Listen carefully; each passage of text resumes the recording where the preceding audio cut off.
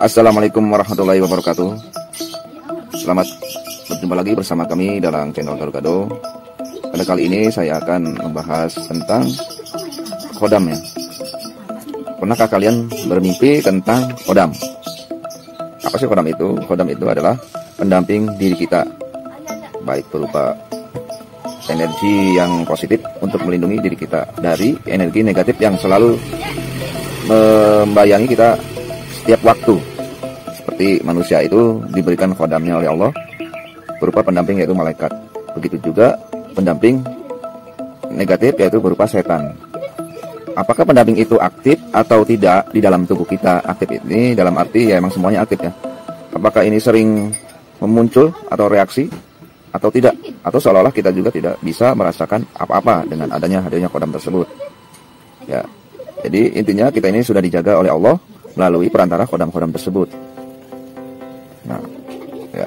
Jadi intinya kita harus peka terhadap apa yang diri kita bawa ini.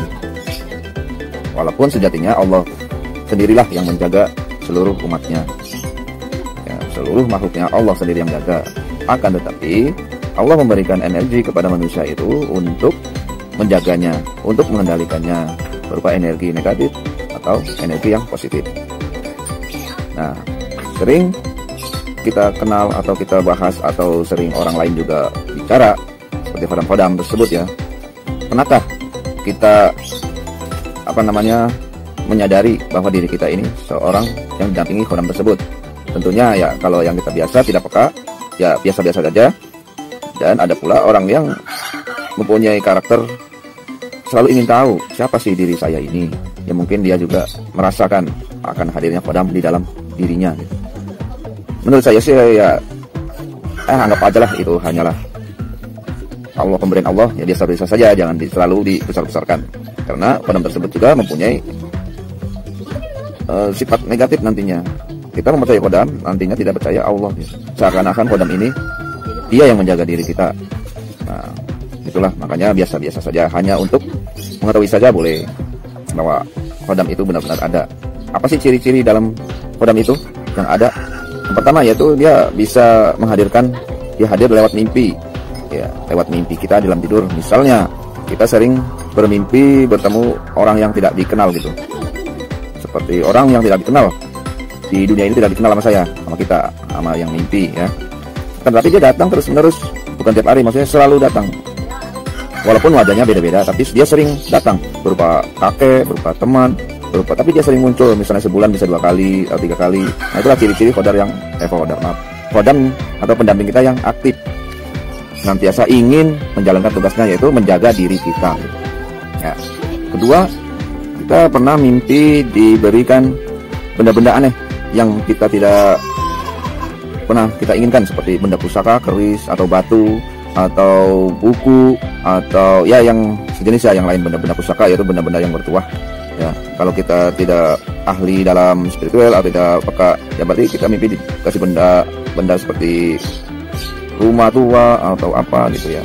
Benda pusaka itu bukan sekedar hanya keris dan batu saja, banyak tafsiran yang lainnya ya.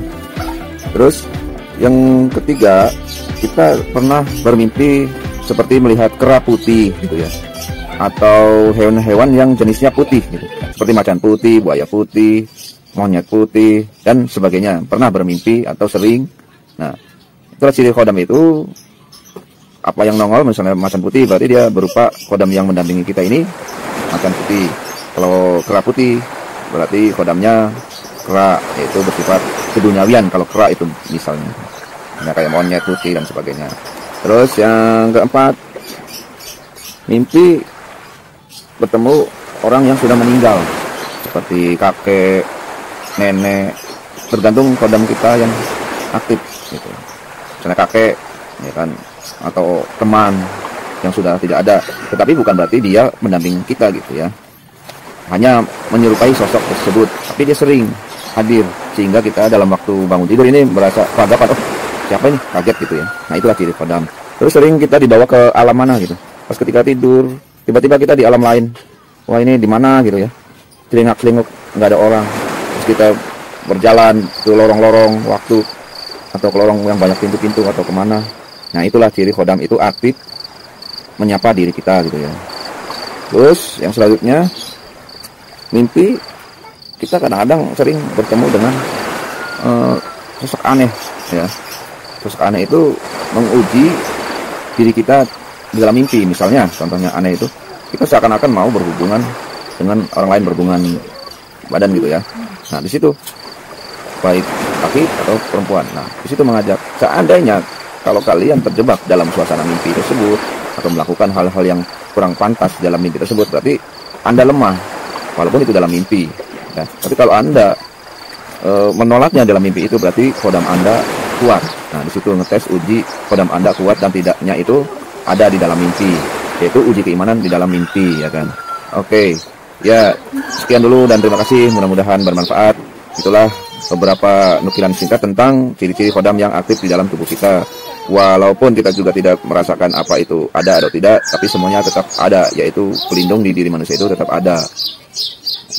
Oke, sekian dulu dan terima kasih atas perhatiannya, atas semua yang menyimak di video ini. Mudah-mudahan bermanfaat bagi diri kita dan khususnya bagi pribadi saya sendiri. Assalamualaikum warahmatullahi wabarakatuh.